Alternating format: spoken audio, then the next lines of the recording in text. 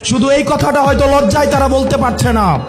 হাসিনা ব্যবস্থার বিচার ব্যবস্থা ভালো, হাসিনার পুলিশ ভালো, হাসিনার প্রশাসন ভালো, কেবলমাত্র হাসিনাই ভালো না। জনাব তারেক জিয়া, আপনি স্পষ্ট করুন আপনার বিবেক এবং মুখ কোথায় বর্গা দেওয়া আছে? গত দীর্ঘ 17 বছর বিএনপি জামাতের অসংখ্য নেতা কর্মী গুম হয়েছে, খুন হয়েছে এই রাষ্ট্র ব্যবস্থা সংস্কারের জন্য।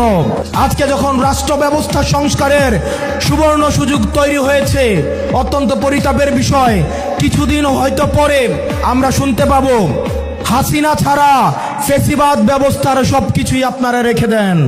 আজকে আপনারা হাসিনার সবকিছুকেই টিকিয়ে রাখতে চাচ্ছেন। এই তরুণ প্রজন্মের কাঠগড়ায় আপনাদেরকে দাঁড়াতে হবে। অসংখ্য লক্ষ তরুণ প্রজন্ম যারা প্রধানমন্ত্রী হইতে আসে নাই, শুধুমাত্র এই দেশটাকে ভালোবেসে রাস্তায় নেমে এসে বুকের তাজা রক্ত ঢেলে দিয়ে হাসিনাকে ভারতে পালাতে বাধ্য করেছে।